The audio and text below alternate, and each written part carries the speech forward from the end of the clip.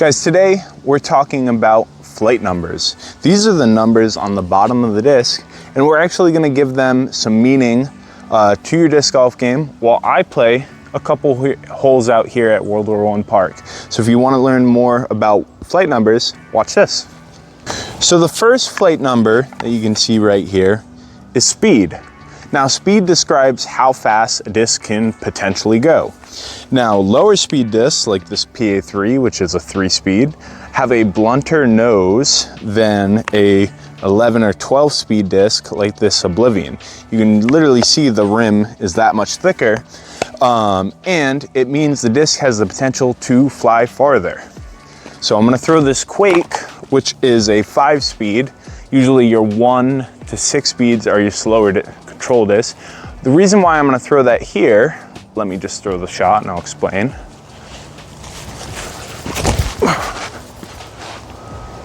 Oh, bad hit.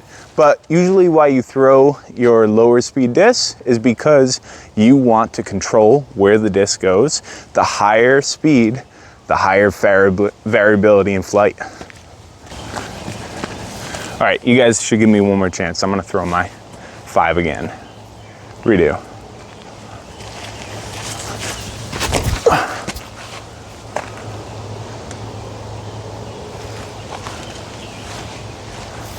There we go.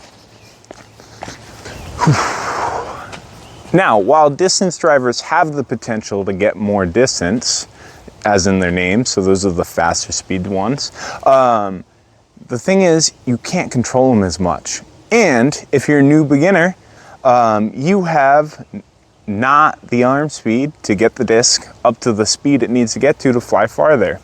So usually beginners are recommended to throw like 7 and under. So for this shot, I need the control. I'm gonna throw this 2-speed I have here and try and get it to the basket.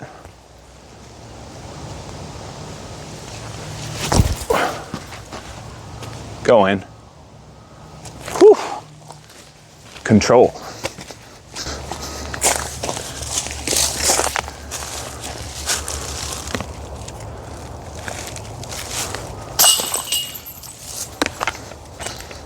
The next flight number on the disc would be glide. So this Despair here has a 5 glide.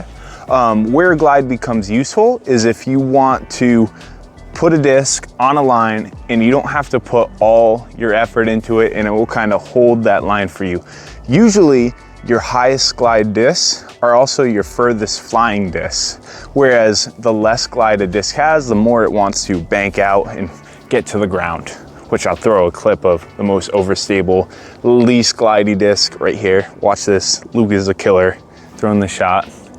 But for this shot, I'm just gonna wanna put this up in the gap in the middle and let the disc glide down into the gap. Let's see if I can do that.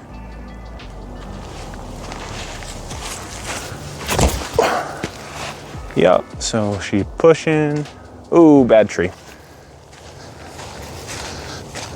This is a situation where a low glide disc like the Stasis, which has a 1 for glide, could be useful because I want to get it close to this basket without overshooting it. So something that won't glide a ton is more predictable.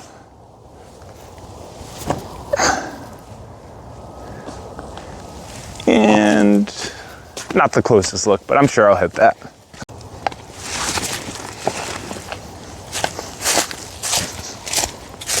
All right, let's just put this in here.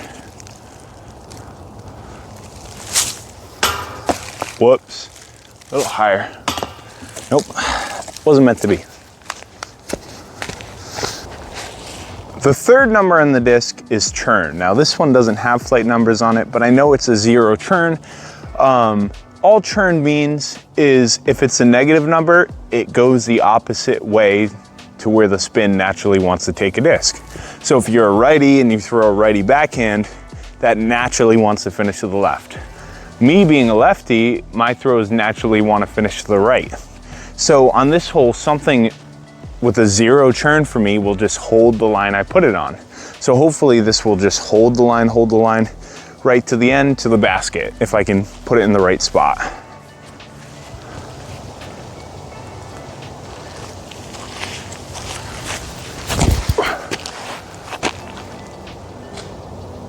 Yep, that's a putt. Meanwhile, something with a positive turn or a positive number wants to go towards the way the disc naturally wants to fade. So I'm gonna throw this crisis on a righty forehand, which throws just like a lefty forehand, which throws just like a righty backhand. And you'll see how fast this wants to come out of the intended flight. A little high, but you can see naturally it wants to go the normal way. Before I try and hit this putt, just one note for you newer players, you actually want a disc with a high negative turn number, because for you guys, that disc is going to fly easier. It's gonna try and stay in the air longer. Let's see if I can, come on, I need justice on this one.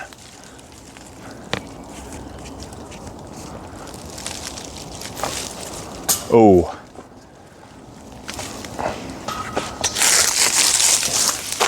Cut the tape, cut the tape.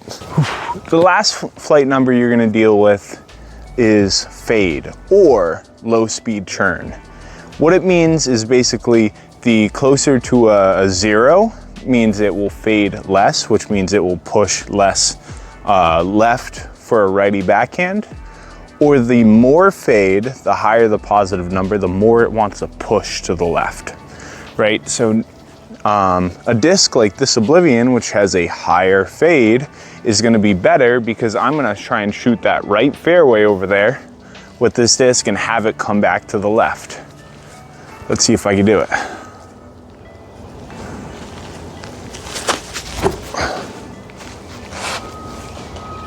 Oh, cut down in its prime. While I scramble for my par here, just take note of one thing. Higher speed discs will get more of a fade at the end of the flight.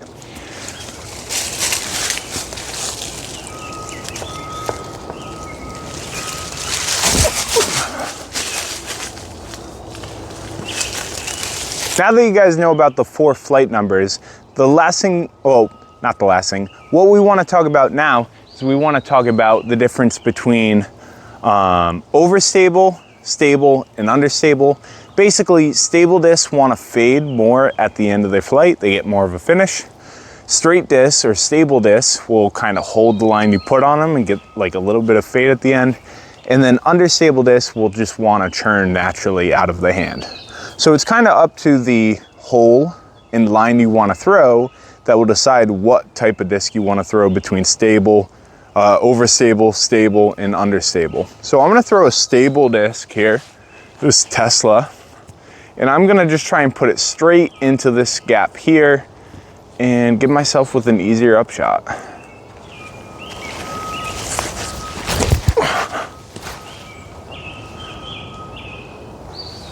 Nice. To know the stability of your disc, it just kind of becomes a math problem with those last 2 numbers. The PA3 here is a 0, 1. This adds up to 0 plus 1 is a positive number. So ideally, this should fade a little bit at the end of the flight. If the number you end with is even or negative, that should be an understable disc, which means it will churn during the flight. Whew. This hill is large and I'm gonna try and make this putt.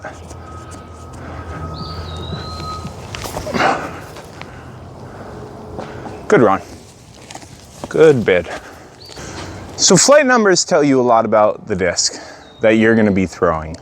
The unfortunate thing is that the flight numbers aren't standardized through every company or through every run of a disc. What does that mean? Well, usually the speed will be the same, but unfortunately, usually the churn and the fade will be changed depending on what manufacturer you throw, what plastic the disc is, and even run to run, some discs greatly vary. So what does that mean for you? That means that, hey, flight numbers are a good suggestion of what you think a disc should fly like. But unfortunately, the only way to figure out how a disc flies is to throw it. So I'm gonna throw this one and we'll see how this flies.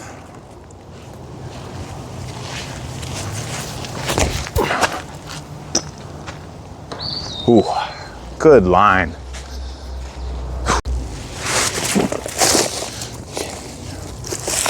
All right, this shot's calling for something with low glide because unfortunately behind the basket is all straight cliff edge. So I'm gonna throw my stasis again.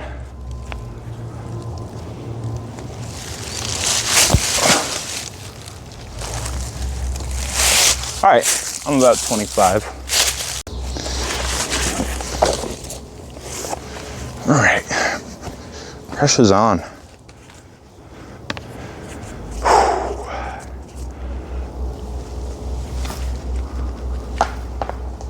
Good set.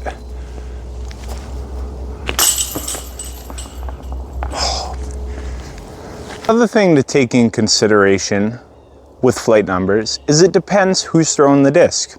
So I throw about 300 feet. I can get some good flights out of like 9, 10, 11 speeds, but once I get to 12s, you know, that's where I start to lose distance just because I can't get the disc up to speed to get it to fly how I want it.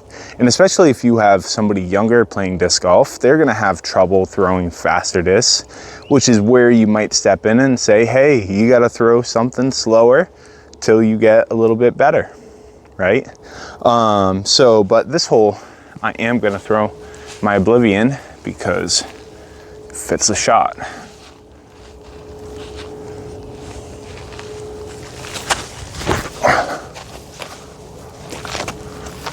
Oh, close.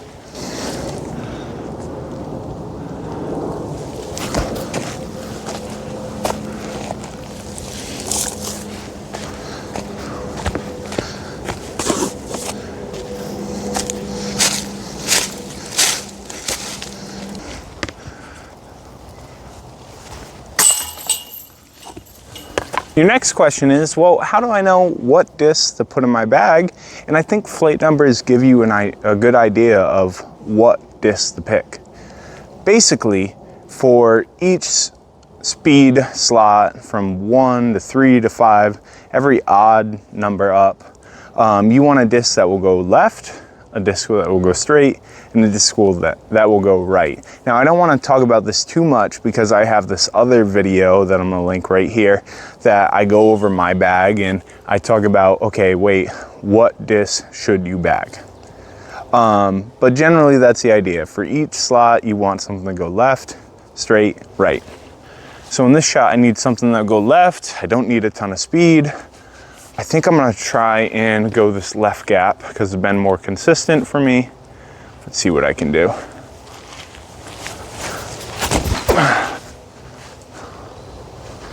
There we go.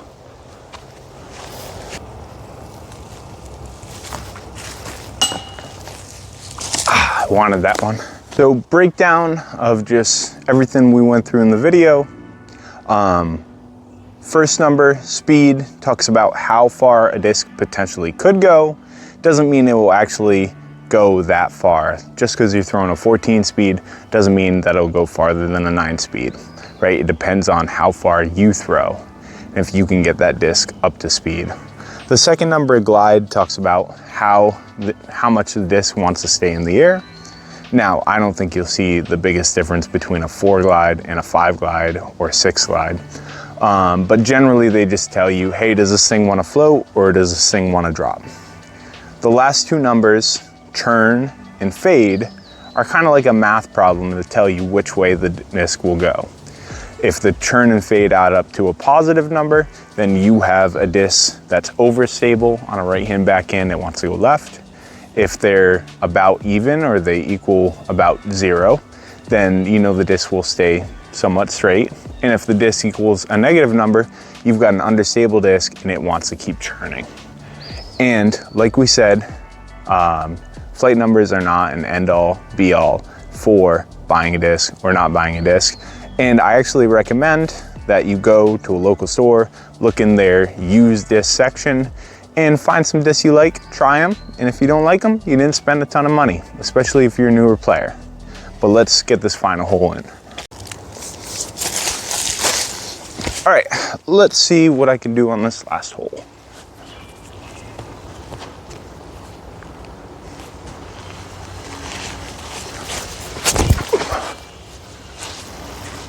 Don't hit that.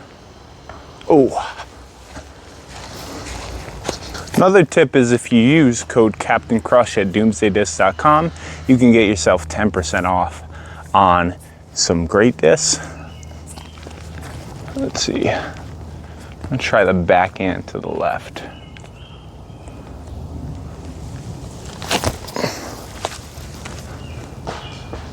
Sit down.